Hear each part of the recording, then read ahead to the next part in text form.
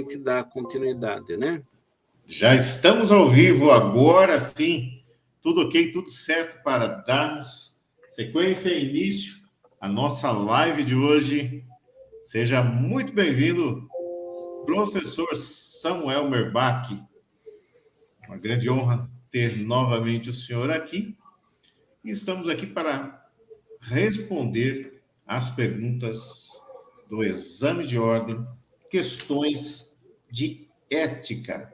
Próximo dia 17, então acontecerá o 33º exame de ordem e vamos aí tentar ajudar, né? De alguma forma com essa, que é uma das matérias com o maior número de questões nas provas e uma matéria que define aí alguns aprovados, tá? Olá, Bem-vindo, professor. professor Nildo Moraes, amigos que estão nos assistindo, né? Então, conforme dito com propriedade pelo professor Nildo Moraes, né? A ética é uma das questões que tem um número bom, né? Para que o aluno consiga acertar várias questões que no final da pontuação da contagem, né? Poderão servir e ajudar bastante para aprovação na primeira fase do exame de ordem, né? O exame de ordem é um exame que exige bastante dedicação e esforço, e a matéria de ética é uma das mais importantes, não só na advocacia, como em todos os ramos profissionais, né? Hoje a gente fala, por exemplo, em ética da política, ética do médico, ética do engenheiro, né? Ética do trabalho, ética do mercado de trabalho, e assim por diante, né? Então, o conhecimento de ética ele é primordial para que a gente tenha uma sociedade melhor. Perfeito, mestre. Nós gostaríamos de iniciar, pessoal. Claro que se vocês tiverem alguma pergunta aí, de repente, podem até. A ideia é pegarmos algumas questões, abordarmos aí todos os temas, né? Nessas questões, para que vocês tenham uma boa base aí para quem for prestar o exame no próximo domingo. Eu gostaria de iniciar aí com uma introdução da base, né? De onde derivou o conceito de ética, o que seria ética, né? Mestre Samuel Merbach, por favor. Então, o professor Nildo, a ética, né, foi bastante desenvolvida e empregada pelos filósofos gregos, e talvez o filósofo que mais se destacou no estudo da ética foi Aristóteles, né? Tanto que ele tem um livro básico chamado Ética Nicômaco, que é um dos clássicos da filosofia. Nicômaco foi filho de Aristóteles, é um livro que foi feito em homenagem a seu filho, e o pai de Aristóteles também chamava Nicômaco, né? Então, só para a gente conhecer um pouquinho da história, né? A ética aristotélica parte do conceito de teleologia, no sentido de que todas as formas existentes tendem a uma finalidade, que em grego é telos. Nesse contexto, toda ação e todo propósito objetivam um determinado bem, né? Entendendo-se por bem aquilo a que todas as coisas objetivam, né? Daí, no pensamento aristotélico, entende-se que as ações humanas são sempre voltadas por meio da razão para atingir um fim que a busca pelo bem supremo, summum bonum, né? Essa busca se trata de um bem que deve ser considerado em si mesmo, pois, conforme ensina Aristóteles, se há então para as ações que praticamos alguma finalidade que desejamos por si mesma, se não tudo mais desejado por causa dela. E se não escolhemos tudo por causa de algo mais, se fosse assim, o processo perseguiria até o infinito, de tal forma que o nosso desejo seria vazio em vão. Evidentemente, tal finalidade deve ser o bem e o melhor dos bens, né? Então, dessa maneira, a vida humana busca algo que é possível e que Aristóteles entende que seria a felicidade, no termo grego, eudaimonia. pois, conforme determinado pelos estudiosos, a noção de felicidade é criação humana, sendo plenamente alcançável e obtida pela razão teleológica. A razão é a faculdade que distingue os seres humanos dos demais seres, né? É por meio da razão que o indivíduo se guia teleologicamente, como forma de obter o bem supremo, ou seja, a eudaimonia. A felicidade é atividade conforme a excelência, e é esta que torna o homem capaz de praticar ações. A excelência, por sua vez, se classifica em excelência intelectual e excelência moral, em seus próprios dizeres, né? Certas formas de excelência são intelectuais e outras morais. A sabedoria, a inteligência e o discernimento são intelectuais. A liberalidade, a moderação, por exemplo, são formas de excelência moral, né? Ele aqui divide excelência intelectual, com base na razão, e aquelas excelências com base na moral. A excelência intelectual se deve tanto o seu nascimento quanto o crescimento à instrução, experiência e tempo, quanto à excelência moral, que é produto do hábito, ethos, termo grego ethos, né? Hábito. Logo, ninguém é virtuoso por natureza, pois isso é fruto de práticas reiteradas de ações moralmente boas e do consequente desenvolvimento de uma disposição da alma para agir excelente e não do aprimoramento somente das habilidades naturais. A virtude, para o Aristóteles, seria a prática constante de boas ações, né? E o termo contrário da virtude seria o vício. O que seria o vício? O vício é a prática reiterada de más ações. De tal maneira que a justiça no pensamento aristotélico é compreendida como a virtude. E como tal, ela se encontra no meio termo, mesotes. Ela se difere das demais virtudes e se coloca em posição superior por ser uma virtude que manifesta na aplicação da excelência moral em relação às outras pessoas e em relação a si mesmo, né? Então, aqui a justiça enquanto virtude, né? Então, o Aristóteles ele tem várias definições de justiça e uma delas a justiça enquanto virtude, né? Sendo que a virtude é a prática reiterada de boas ações. Perfeito. Então, essa foi a base aí de que outras disciplinas então absorveram isso, né, essa base, para criar a sua ética dentro de cada profissão. Perfeito, mestre? Perfeitamente, professor Nildo Moraes, né? Então, a Maravilha. ética que vem do ethos grego, né, o hábito, Uhum. né? Então, é só para a gente conhecer um pouco a raiz etimológica do termo, a origem, né, disso que a gente chama de ética no Ocidente, né? E Perfeito. o livro, né, indicado para quem quisesse aprimorar os estudos filosóficos é o livro Ética a Nicômaco, do próprio Aristóteles, que é um clássico da ética e da filosofia. Perfeito. Professor, nós vamos abordar hoje sobre a ética para a OAB e todas as pessoas que pretendem advogar, que um dia querem entrar para a magistratura, talvez, ou prestar algum concurso.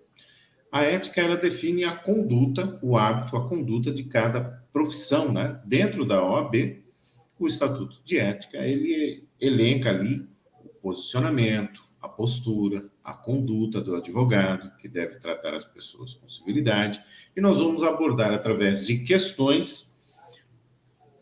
O Estatuto de certa forma, em cada item, direito dos advogados, como lidar com os honorários advocatícios, e nós pegamos perguntas aleatórias de outros exames e estamos trazendo aqui para vocês. Eu vou compartilhar a tela aqui, professor. Ah, pois não, professor Nildo.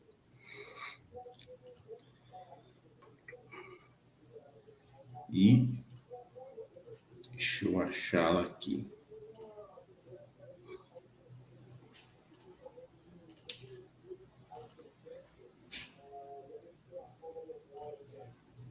Perfeito, vamos lá.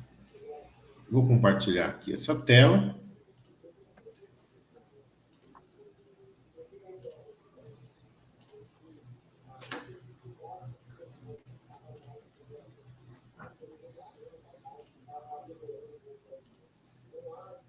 Opa, isso que não está.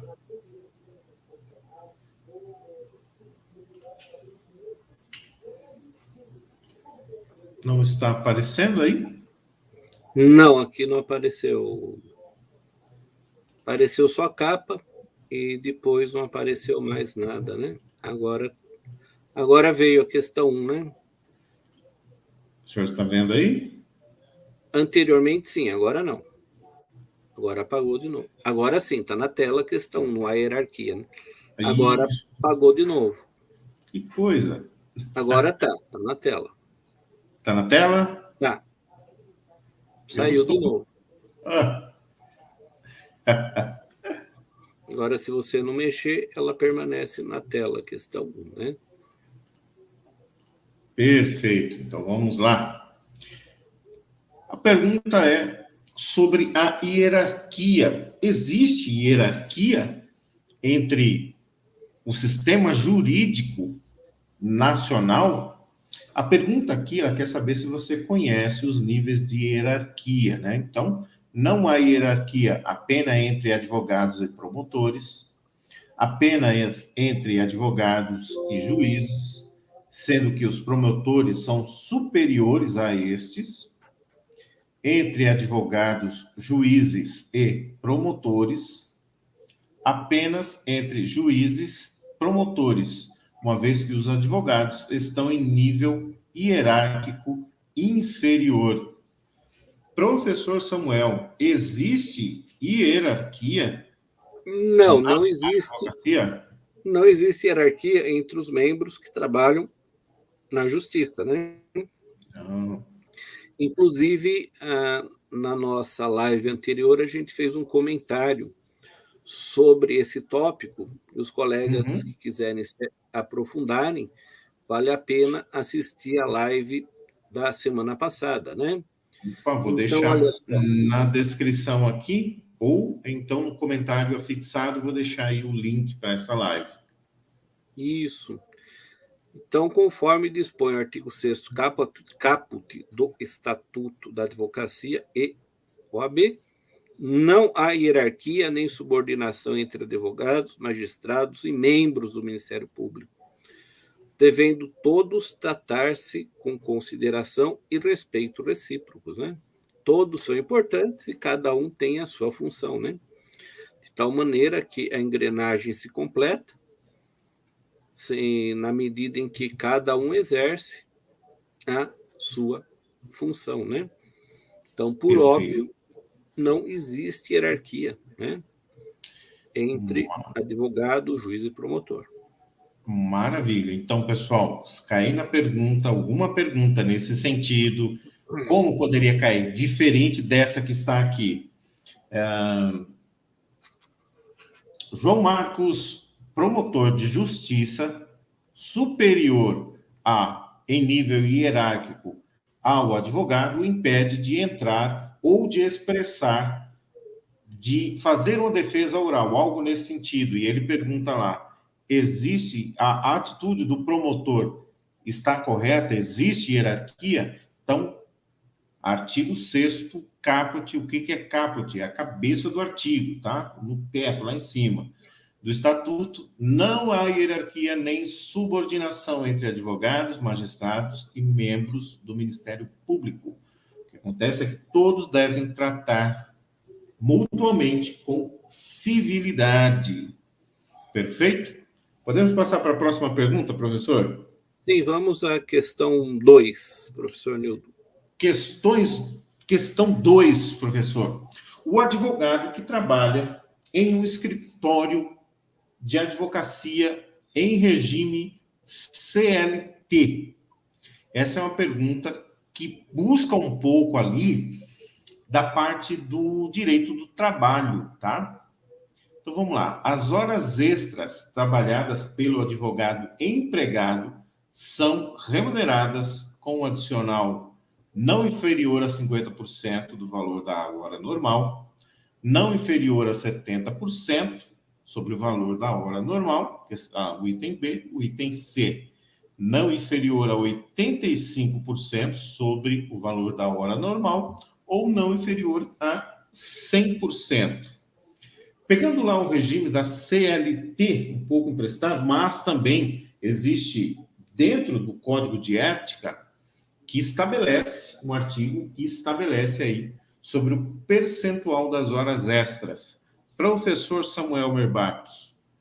Então, conforme dispõe o artigo 20, parágrafo 2º do Estatuto da Advocacia OAB, né, não pode ser inferior a 100% sobre o valor da hora normal, né? Então, aí é importante notar, né, que na primeira fase do exame de ordem cai muito a lei pura, né? Então, é importante a leitura dos códigos, dos estatutos, né? Que muitas Perfeito. questões são baseadas nos artigos dos códigos e dos estatutos, né?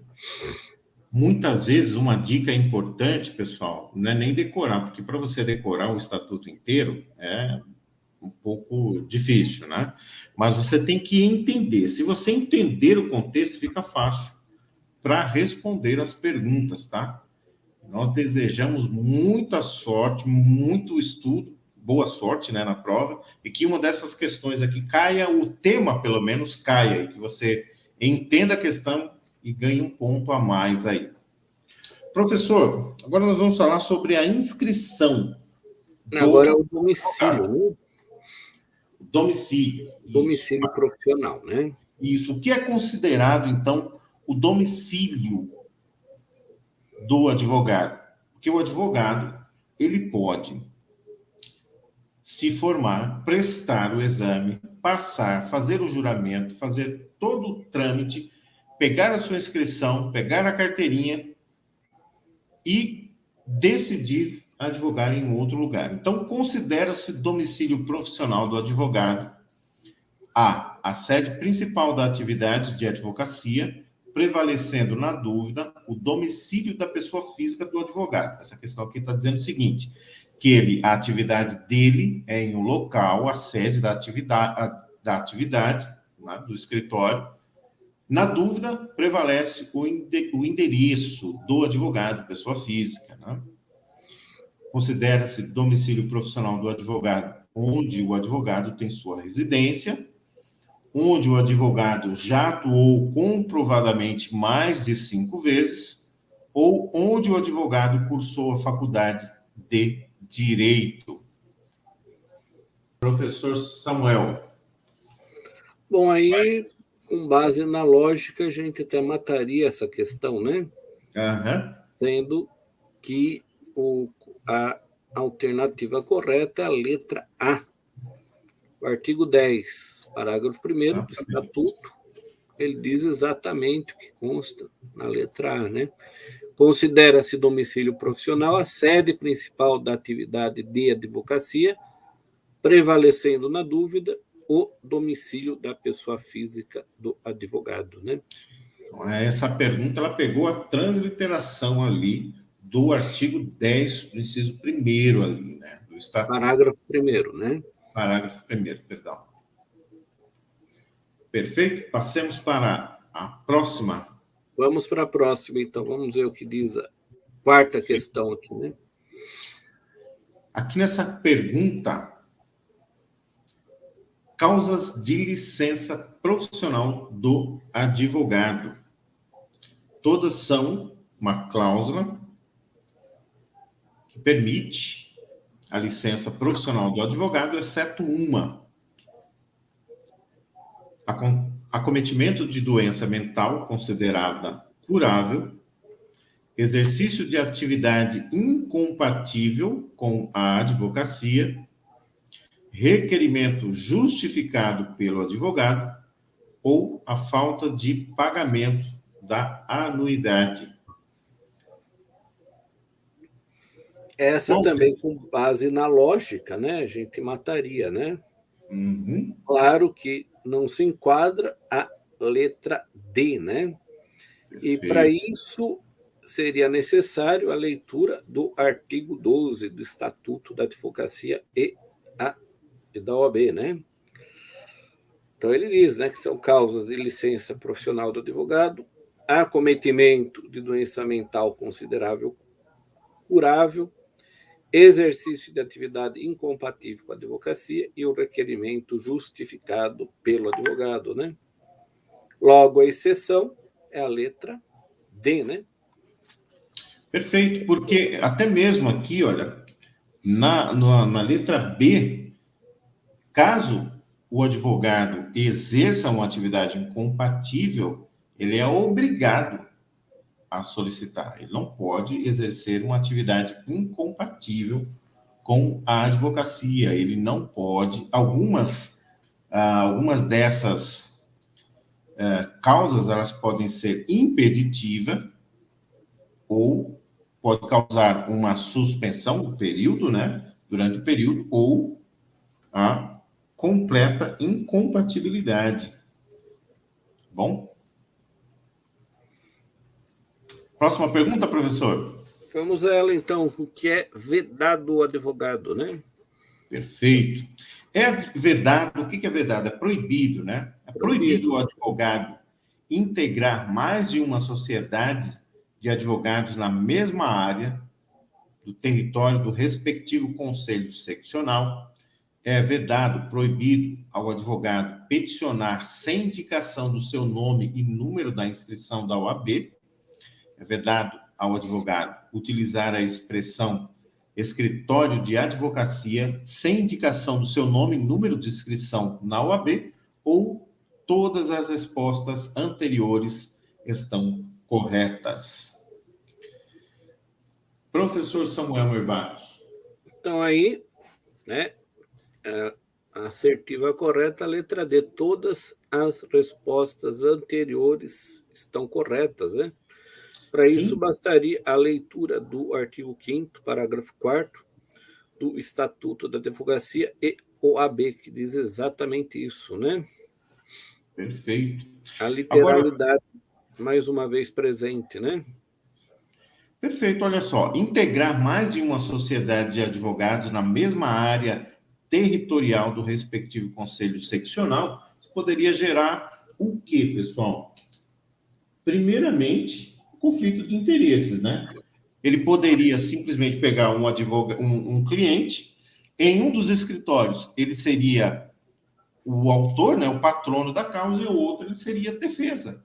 Ou seja, poderia fazer um acordo com ele mesmo, né? Então, isso seria totalmente, digamos assim, incompatível com a conduta do advogado.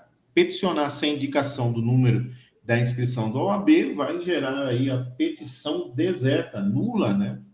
O juiz sequer vai conhecer essa petição, né? Utilizar a expressão escritório de advocacia sem a indicação do seu nome e número de inscrição na OAB não tem também aí sentido. Beleza, pessoal? Então, vamos para a próxima questão, professor Nildo. Já está aí na tela, mestre. De acordo com o artigo 20 do Estatuto da Advocacia e da OAB, a jornada de trabalho do advogado empregado não pode exceder. Olha só, o advogado, o trabalhador normal, o seletista, ele trabalha lá 44 horas. Existe diferença para o advogado? Há 8 horas diárias e 40 horas semanais, salvo acordo ou convenção coletiva em caso de dedicação exclusiva. 4 horas diárias contínuas e 20 horas semanais, salvo acordo ou convenção coletiva em caso de dedicação exclusiva, 6 horas diárias e contínua e 30 horas semanais, no mesmo caso da convenção coletiva, ou 2 horas diárias e 10 horas semanais. Qual a resposta correta, professor Samuel? Aí, fazendo a leitura daquilo que dispõe o artigo 20, né? A letra correta é a letra B, né? Letra B. Perfeito, olha só. A jornada de trabalho do advogado empregado no exercício da profissão não poderá exceder a duração diária de 4 horas contínuas e as de 20 horas semanais. Exatamente o que diz o artigo 20. Tá? Claro que, se houver, como em umas questões aí anteriores, 1 hora adicional, ele terá o acréscimo aí nas horas trabalhadas em excedência, com 100% por hora trabalhada. Perfeito? Pergunta número 7 ainda aí, falando sobre o período de trabalho do advogado empregado. O período de trabalho do advogado empregado é considerado apenas aquele em que o advogado trabalha dentro do escritório de advocacia, apenas as horas em que atua em audiência, o tempo em que o advogado estiver à disposição do empregador, aguardando ou executando ordens, no seu escritório ou em atividades externas, ou o tempo gasto pelo advogado na elaboração de peças processuais. Qual seria a resposta certa aí, mestre? A letra, pela lógica também, né? A gente mata a questão com a letra C, né?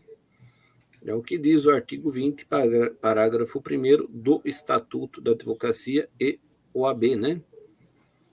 Exatamente a literalidade, né? Perfeito. Ou seja, todo o período que ele está à disposição do empregador, né? Em atividade interna no escritório ou mesmo em atividade externa ao escritório, né?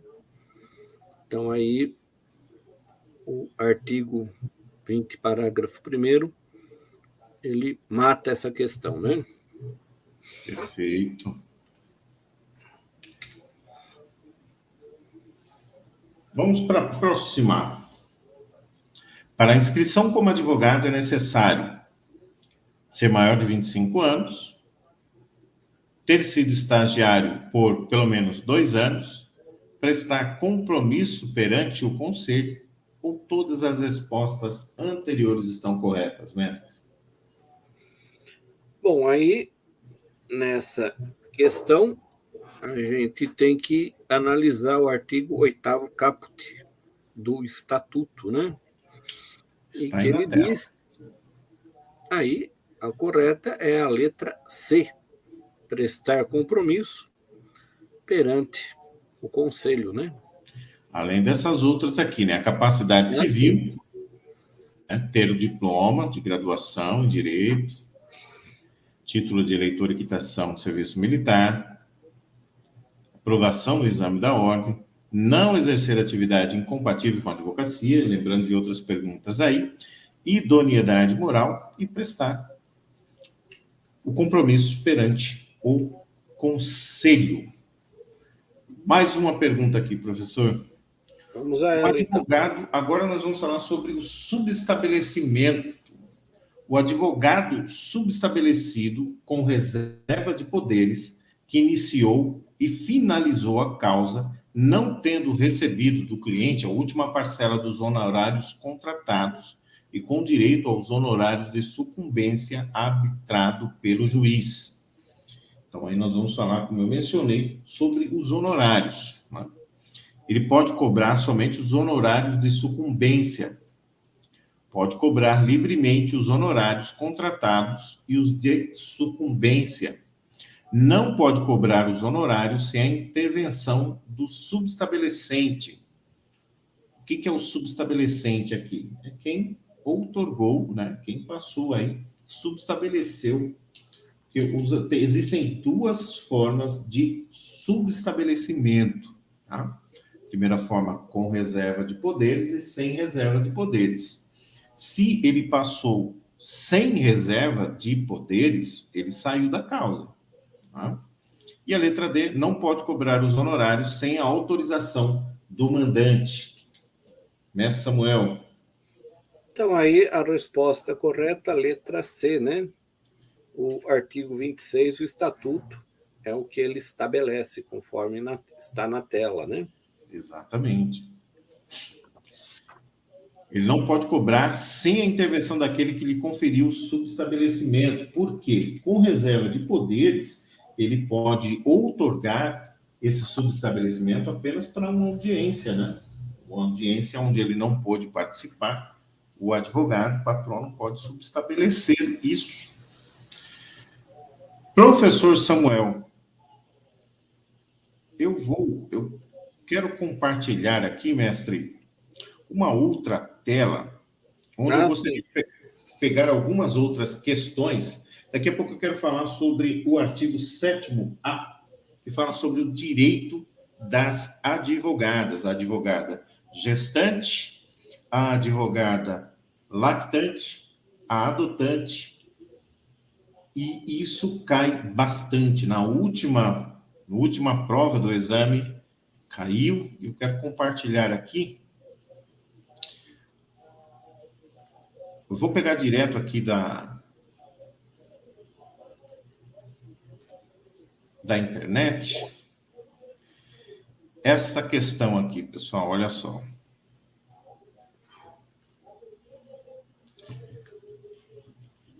Essa foi do último exame, tá? Então, a pergunta diz o seguinte: a advogada Clotilde, em manifestação oral em juízo, proferiu algumas palavras sobre o adversário processual do seu cliente. Na ocasião, a pessoa mencionada alegou que teria sido vítima de crime de injúria. O que é injúria, né? Tem os crimes contra a honra, tá? Calúnia, injúria. E aí a pergunta diz o seguinte: considerando o disposto no Estatuto da Advocacia e da OAB, o correto é afirmar que as palavras proferidas podem constituir crime de injúria, a fim de se tutelar a adequada conduta da atividade jurisdicional. Além disso, Clotilde poderá responder disciplinamente perante a OAB pelos excessos que tiver cometido. Existem alguns casos que são prerrogativas e direito de todos os advogados, tá? Inclusive, existe aí a imunidade, que o advogado ele é livre para exercer a sua profissão. Se você está defendendo alguém, você vai utilizar de eloquência e impor a sua defesa, né? A letra B. A imunidade profissional conferida a Clotilde assegura que as palavras proferidas não constituem injúria, tampouco são passíveis de responsabilização disciplinar perante a OAB, independente de qualquer alegação de acesso. A letra C. A imunidade profissional conferida a Clotilde assegura que as palavras proferidas não constituem injúria. Contudo, ela poderá responder disciplinamente perante a OAB pelos excessos que tiver cometido. E a letra D. As palavras proferidas podem constituir crime de injúria a fim de se tutelar a adequada condução da atividade jurisdicional. Contudo, não são passíveis de responsabilização disciplinar perante a OAB, independente da alegação de excessos. Então, aqui, o que precisa se entender? Existem excessos, existem alguns pontos, assim, que quando o advogado está lá, digamos assim, fazendo a sua defesa, uma defesa oral, e conhece a outra parte, profere algumas coisas, ela pode ou não, essa atitude é ou não um crime? Olha só, pessoal, a resposta certa é aqui a C, tá? Base, artigo 7º, inciso 2º, que daqui a pouco nós vamos ler novamente lá no PowerPoint, tá? O que diz lá? Direito das advogadas, tá? Advogada gestante, lactante, e também da imunidade profissional. Vou pegar mais uma questão aqui, também caiu aqui, ó, no 32º exame da ordem, tá? Maria, advogada, adotou o recém-nascido João a fim de se organizar para sua rotina. Maria verifica que tem contestação a apresentar em 15 dias e audiência agendada para 40 dias, em processos distintos, os quais figura como única advogada das partes que representa. Eu vou trazer aqui agora, pessoal, o artigo que eu mencionei, que é o artigo 7º. Mestre Samuel, se quiser fazer, por favor, alguma intervenção. Ah, sim. Fique à vontade. Deixa eu compartilhar novamente aqui a tela.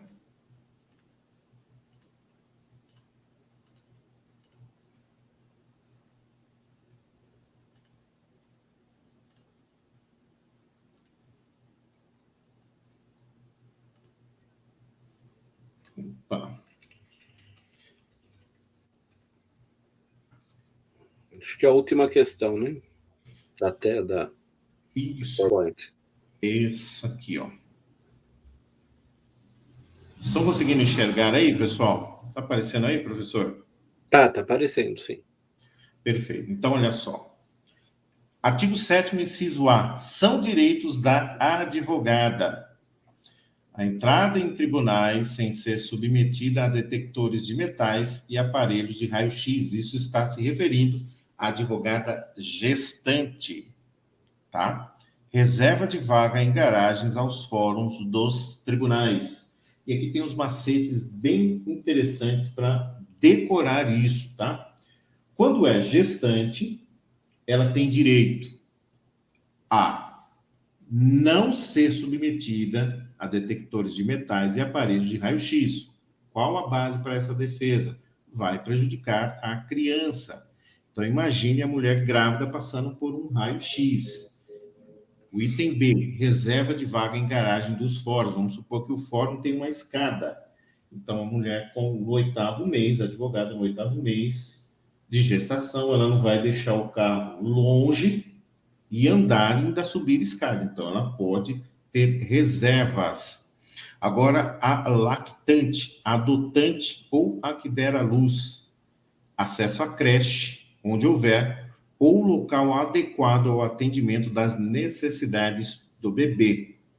Gestante, lactante ou adotante ou que der à luz, preferência nas ordens das sustentações orais e das audiências a serem realizadas a cada dia, mediante comprovação da sua condição. A adotante ou que der à luz. Suspensão dos prazos processuais quando for a única patrona da causa, desde que haja notificação por escrito ao cliente. Tá? Os direitos previstos da advogada lactante aplicam-se enquanto perdurar, respectivamente, o estado gravídico ou o período de amamentação. Perfeito, pessoal? Voltando aqui, e agora eu quero voltar aqui na pergunta.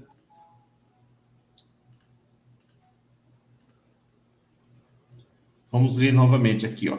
Maria, advogada, adotante, adotou João, recém-nascido. A fim de organizar a sua rotina, Maria verifica que tem contestação a apresentar em 15 dias e audiência agendada para 40 dias, em processos distintos, nos quais configura como única advogada das partes representadas. Sobre a situação apresentada, assinale a afirmativa correta. Maria, ao comparecer ao fórum para a realização da audiência, terá direito à reserva de garagem. Quem tem direito à reserva de garagem, pessoal? É a gestante, né? Ela já adotou, ela não terá direito à reserva. Esse é um direito exclusivo para gestante, tá? Maria terá preferência na ordem para a realização da audiência mediante comprovação da sua condição. São os incisos 2 e 3, segundo e terceiro, do artigo 7º.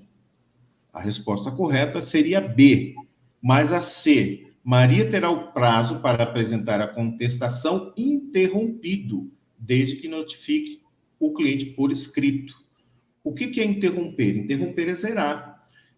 Quando ela tem direito à suspensão, vamos supor que ela teria 15 dias, se ela fez esse pedido com 8 dias, quanto tempo ela terá? Ela ainda terá 8 dias, tá, pessoal? E por que a D está errada? Maria, ao comparecer ao fórum para a realização da audiência, não deverá ser submetida a detectores de metais e aparelhos de raio-x se estiver acompanhada de João. Ou seja, direito exclusivo da gestante. Beleza, pessoal? Então, para termos aí uma noção de quais são os direitos da advogada, gestante, reserva de garagem e não passar por detectores de metal e raio-x. Lactante e a adotante. Creche, direito à preferência na sustentação oral e, se ela for a única patrona da causa, desde que notifique por escrito, ela terá a suspensão e não o interrompimento do prazo. Beleza, pessoal? Professor Samuel Merbach, algum acréscimo aí? Não, a explicação foi bem dada, né, conforme o dispositivo legal, de tal maneira que não tem nada a acrescentar, professor Nildo. Maravilha. Então, ó, tá aí, pergunta respondida. Artigo 7º-A. Beleza, pessoal? Queremos desejar boa sorte a todos que vão prestar. Professor Samuel, quer fazer algum comentário de algum ponto que o senhor julga importante, talvez do direito civil? O senhor tem aí mestrado, ou uma questão aí mais relevante do direito civil? Não, aí seria uma live mais específica, professor Nildo, para Perfeito. a gente não misturar, né, os conceitos, Temas. disciplinas, os temas, né? Perfeito. E como hoje a gente falou da ética, né? Então, eu creio que as questões que foram abordadas certamente podem cair, ou algum assunto correlato, de tal maneira que vai ajudar os amigos que estão assistindo a presente live, né? O Perfeito. único comentário que eu fiz sobre o livro Ética Nicômaco de Aristóteles, né? Que é um livro bastante interessante, serve de fundamento para a ética ocidental, né? E também a questão de ética Nicômaco ou de Aristóteles, além de poder cair em ética, pode cair também em filosofia, né? Então, esse seria um complemento. Perfeito, então. Pessoal, muito obrigado. Caso você esteja assistindo posteriormente, esperamos aí, né, ter ajudado vocês. E contem sempre conosco aqui, surgiram algum tema. Pedimos aí a colaboração de vocês se inscrevendo nos canais, curtindo, compartilhando a live, se inscrevendo no canal do professor Samuel Merbach. Hoje nós tivemos aí no início aí que refazer a live, estávamos com um probleminha aí na microfonia, mas no final deu tudo certo. Professor Samuel, muito obrigado pela participação. Que o senhor continue aí compartilhando conhecimento conosco, possamos ser agraciados aí com o conhecimento. Eu que agradeço, professor Nildo Moraes, por participar de mais uma live em seu canal, né? E o conhecimento ele é válido quando ele é compartilhado, né? De tal Com maneira certeza. que aprendemos uns com os outros, né? E esse é o verdadeiro significado do conhecimento. Obrigado a todos, obrigado, professor Nildo, e até a próxima semana, até a próxima quarta-feira, às Até a 21 próxima horas. quarta-feira. Já tem ideia do que nós vamos falar, mestre? Eu tenho alguns temas aí voltados à questão filosófica e que estão na ordem do dia, né? Que eu acho que seriam bastante interessantes, professor Nildo. Perfeito. A próxima live será no canal do professor Samuel Merbach. Nós vamos divulgar aí a todos aí qual será o tema da próxima live. Uma excelente noite a todos. Boa noite, mestre. Boa noite, até a próxima quarta. Até a próxima quarta. Valeu, Obrigado, gente. obrigado.